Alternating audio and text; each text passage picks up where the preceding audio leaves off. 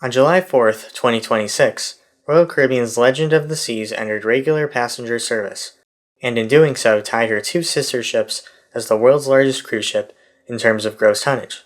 For the first time in brand history, Royal reused the name of one of their previous cruise ships. This practice isn't uncommon in the cruise industry, as there are a limited number of words that will sound good as ship names. This practice of bringing back a name is often reserved for influential, important, or special ships. For example, Carnival Cruise Line brought back the name Mardi Gras when they released their then largest ship in 2021, throwing back to Carnival's first ship.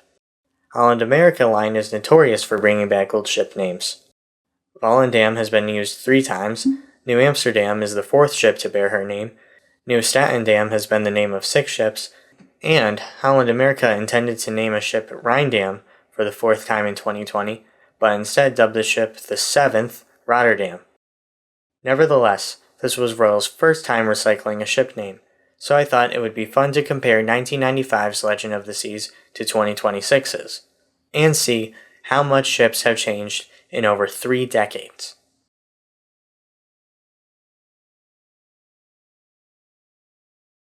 To begin, let's look over each ship's role within the cruise industry, and for Royal themselves, when they were released. Starting off with 1995's Legend, she was the first ship in the Vision class when she embarked on her maiden voyage on the 16th of May. Uniquely, the Vision class is the only Royal Caribbean ship class not named after the first ship in the series. Legend was Royal Caribbean's 4th largest ship, at 94.45% the size of Sovereign of the Seas. What made Legend, and eventually the design of the Vision class, unique was the amount of glass. The Daytona Beach News Journal published an article by Randy Kraft on July 30th, 1995, describing Legend's most prominent features. He said glass reached nearly 20 feet high in the dining rooms, and overall the ship had 2 acres of glass, claimed to be the most of any cruise ship in service at the time. Compared to Sovereign, the article noted, the rooms were around 17% larger. Despite being 94.45% of the size of Sovereign, Legend's capacity was only roughly 78.3% of Sovereign's. So, Legend was more spacious, which is always better for the customer. Royal Caribbean's Executive Vice President, Rod McLeod, billed Legend as the fastest cruise ship since the 60s. With a top speed at 30 miles per hour, Kraft stated she was 25% faster than most current cruise ships. The benefit of this was the ability to reach further ports in a reasonable amount of time, and the potential to stay in ports longer with a shorter trip to and from.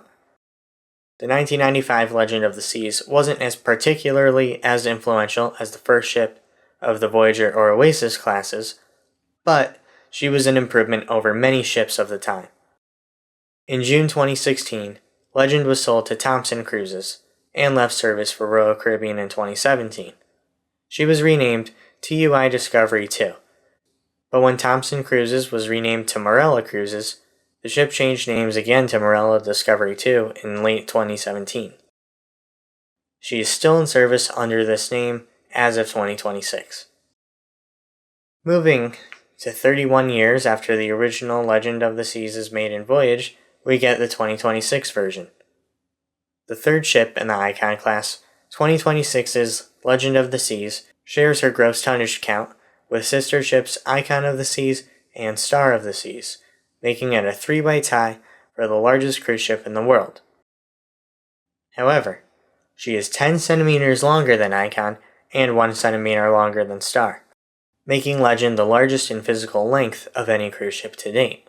She also became Royal's 5th ship to be powered by liquefied natural gas. Transitioning into each ship's amenities, they do share quite a few venues, including a theater, a casino, schooner bar, dining room, chef's table, windjammer buffet, pools, and a fitness center, among a few other venues I may have missed. 2026's Legend does have a considerable amount more venues, with an aqua theater, ice rink, a boardwalk-esque area, and a promenade. With more space, the 2026 variant could include much more than 1995's. Most notably, the current Legend of the Seas features a water park situated on the top deck, with a handful of slides and many pools. The biggest difference between the two ships is the purpose of them. 1995's Legend of the Seas was a traditional cruise ship, tasked with taking on passengers and transporting them to ports where they could get off. Of course, the ship was designed so that the transport part was enjoyable, but that wasn't the entire selling point. For 2026's Legend of the Seas, I know the saying is overused, but the ship is the destination. It is basically a hotel, mall, and water park rolled into one, which is nice, but with her size, she is limited on which ports she can stop at. According to Nathan Diller of USA Today, Legend of the Seas was forced to use tenders in La Spezia, Italy during a preview cruise in June 2026. The water was not deep enough for the ship to be permitted to dock. As for other ports, some have limited the number of passengers allowed per day. Dubrovnik, Croatia has a limit of 4,000 passengers per day, much less than Legend at even just double occupancy. With the water park situated outdoors, Alaska and Northern Europe is pretty much out of the equation for itineraries also, whereas the old Legend could pretty much go anywhere. Just by looking at onboard venues and each ship's purpose in relation to the cruise industry, we can see that they are very different ships. But let's look at the numbers. In 1995, Legend of the Seas debuted at 69,130 gross tons. 2026's Legend, tied for world's largest cruise ship, is at a whopping 248,663 gross tons. That is around 3.5 times the tonnage of the original. The 1995 version, now known as Marella Discovery 2, is 264.26 meters long, compared to the present day's 364.84 meter length. Discovery 2 is 32 meters wide, whereas the current Legend of the Seas has a beam or width of 48.485 meters. Discovery 2 has 10 passenger accessible decks, and Legend now has 18. Currently, Discovery 2 has 918 cabins on board. Legend has 2,805. According to Cruise Mapper, Discovery 2 has a maximum passenger capacity of 2,198. And for Legend of the Seas, the number I've seen most is 7,600.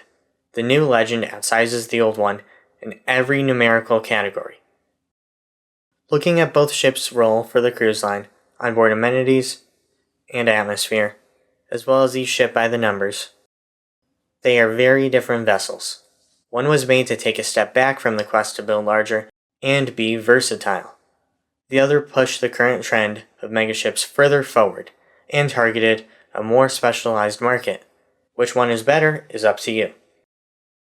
The new Legend of the Seas is not anything like the original. It is an entirely different type of ship. I can't see any major cruise line building a ship under 90,000 gross tons ever again. The more passengers that can be fit on board, the more cost-effective a ship is. It is cheaper for cruise lines to build one ship that holds 6,000 people as opposed to a pair of ships that can hold 3,000 each.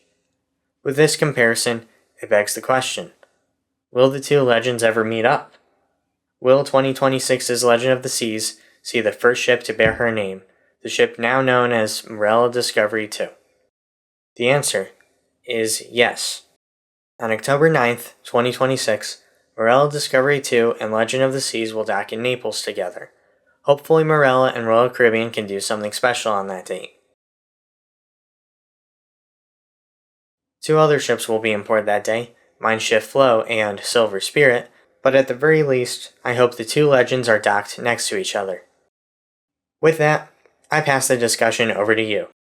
How do you feel about the name Legend of the Seas being brought back? Is it fitting for the new ship? Is it too soon?